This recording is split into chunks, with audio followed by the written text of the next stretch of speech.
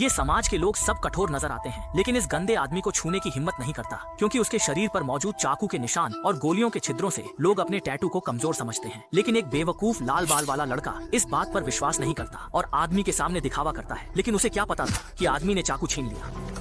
जब लाल बाल वाला लड़का डर के मारे हक्का बक्का खड़ा था, तभी पीछे का मोटा आदमी जो कुछ किलो वजन बढ़ा चुका था, बहुत आत्मविश्वास के साथ आदमी की ओर बढ़ा। लेकिन अचानक खिड़की से एक जोरदार आवाज आई और गिरा हुआ मोटा आदमी तुरंत गहरी नींद में चला गया। लेकिन इस तरह का एक खूबसूरत और ताकतवर आदमी झुग्गी बस्ती में छिपा हुआ एक बर्बाद जीवन जी रहा था। वह आमतौर पर चुप रहता था और अकेला रहता था, इसलिए किसी को भी उसके अतीत और पृष्ठभूमि के बारे में नहीं पता था। पड़ोसियों ने उसके जोड़ों पर मोटे कैलसिस देखे और तय किया कि वह समस्याओं को हल करने के लिए हिंसा का सहारा लेता है, इसलिए सब लोग उसे एक अजीब व्यक्ति की तरह देखते हैं। पड़ोस की लड़की उसे नापसंद नहीं करती और दिन भर उसके पीछे पीछे घूमती रहती है, अपनी परेशानियों के बारे में बताती है या गपशप करती है। लेकिन बड़े अंकल जवाब नहीं देते। उन्हें डर है कि पड़ोसी बातें करेंगे, इसलिए वह अक्सर लड़की को बाहर कर देते हैं। लेकिन जब उन्हें पता चलता है कि शाओमी एक पूरा दिन भूखी रही है, तो बड़े अंकल खाना बनाकर उसे बुलाते हैं। शाओमी को देखकर उनकी आंखों में कोमलता और दुख भरा होता है। अगर उनका बच्चा जिंदा होता तो उसकी उम्र शाओमी के करीब होती। बेचारी शाओमी अक्सर बड़े अंकल के पीछे क्यों घूमती है, ये सिर्फ इसलिए नहीं है कि उसे पिता का प्यार नहीं मिला, बल्कि इसका एक बड़ा कारण उसकी नाकारा माँ भी है। माँ ने नाचकर कमाए गए ज्यादातर पैसे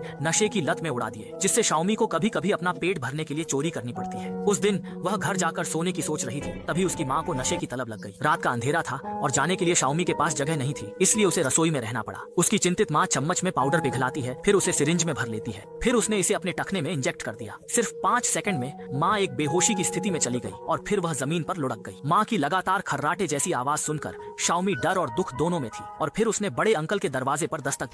उम्मीद मैंने ऐसा कुछ नहीं देखा। बड़े अंकल ने उसकी झूठी बात को नहीं उजागर किया और उसे अपने बिस्तर पर सोने दिया। सुबह होने पर उसने देखा कि शाओमी ने एक धन्यवाद का नोट छोड़ा है और उसने उसकी नाखूनों पर एक मुस्कुराते चेहरे का चित्र भी बनाया है। उस दिन शाओमी ने अपना पेट भरने के लिए अपने सहपाठी का ब्रेड चुरा लिया, जिससे लड़के की माँ उसे डांटते हुए यह भी कहती है कि वह एक बेकार भिखारी है जिसे कोई नहीं देखता। पुलिस ने शाओमी से कहा कि वह अपने माता पिता को बुलाए ताकि समस्या सुलझे। जब शाओमी ने देखा वो आदमी उसके पिता है, लेकिन बड़े अंकल ने देखा कि पुलिस उनकी ओर आ रही है, उन्होंने तुरंत वहां से जाने का सोचा। वह अपनी पहचान छुपाना चाहते थे। शाओमी दुखी हुई। रात में उसने बड़े अंकल को अपना MP3 लौटाने की सोची, फिर उसने उन्हें एक कार्ड भी दिया। शाओमी को लगा कि इस तरह वह बड़े अंकल से दोस्ती तोड़ सकती है, लेकिन सच ये है कि वह ऐसा कर ही नहीं पाई। इसलिए उसने मुड़कर बड़े अंकल से रोते हुए कहा, हाँ बस यही खाना का टिकट।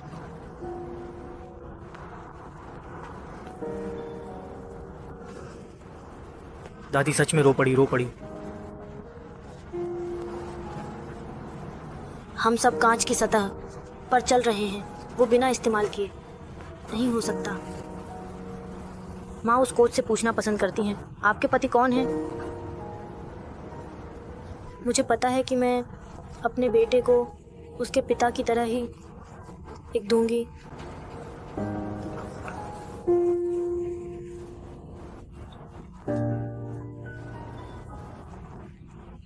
जब आपका काम पूरा हो जाता है तो आप कांप रहे होते हैं। मेरी क्रांति का दोस्त है। क्या आप इसे खत्म कर सकते हैं? शाओमी के शब्द कांटे की तरह थे, चाचा के दिल में गहराई तक चुभने वाले। अगर वह दोबारा ऐसा कर पाते तो चाचा जरूर आगे आते। हालांकि जब ज्यू मिन ने दरवाजा खोला तो उसने देखा कि उसकी माँ को बांध दिया गया था, क्योंकि उसने उस आदमी का सामान चुराया था।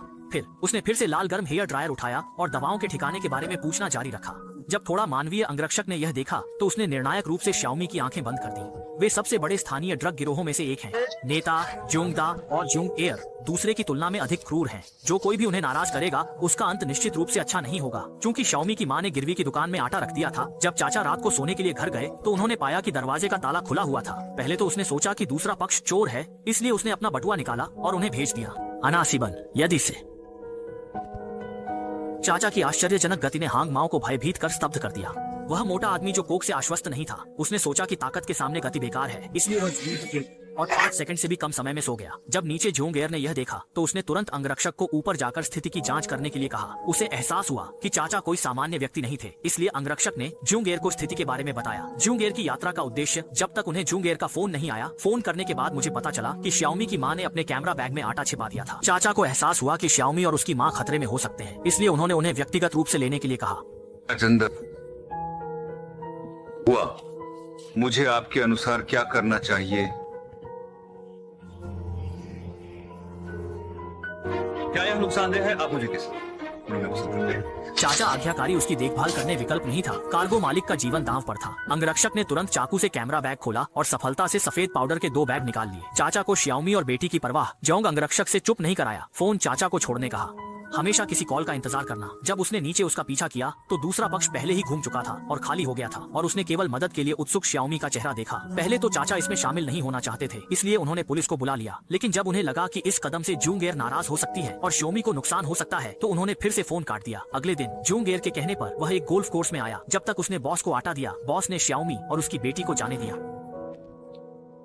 जब बॉस असमंजस में था और यह स्पष्ट नहीं था कि क्या करना है, तभी जोंगदा ने उसे फोन किया। जोंगदा ने स्थिति को स्पष्ट करने में मदद की और बॉस को सही निर्णय लेने के लिए आवश्यक जानकारी प्रदान की, जिससे बॉस को अपनी शंकाओं को दूर करने और आत्मविश्वास के साथ आगे बढ़ने में सहायता मिली। अगर उसे एहसास हुआ कि जोंगदा द्वारा उसके साथ साजिश रची जा रही है तो बॉस ने आटा उठाया और चाचा के चेहरे पर फेंक दिया और फिर किसी को उसे नीचे फेंकने का आदेश दिया। लेकिन सौभाग्य से पार्किंग स्थल के ऊपर एक सनशेड नेट था, इसलिए चाचा भाग्यशाली थे और उनकी जान बच गई। इस समय जोंगदा और जूंगेर उत्साह देख रहे थे क्योंकि उन्होंने पुलिस को बुलाया था ताकि वे न केवल अपने प्रतिद्वंद्वियों को मार सकें बल्कि चाचा को अपना शेष जीवन जेल में बिताने की अनुमति भी दे सके। अनजान चाचा ने बॉस को भागने की कोशिश करते देखा और तुरंत उसके पीछे चले गए। बॉस ने देखा कि सामने का प्रवेश द्वार पुलिस ने अवरुद्ध कर दिया है, इसलिए वह पीछे मुड़ा और पीछे के दरवाजे से निकलना चाहता था, लेकिन चाचा ने उसे रोक दिया जो उसका पीछा कर रहा।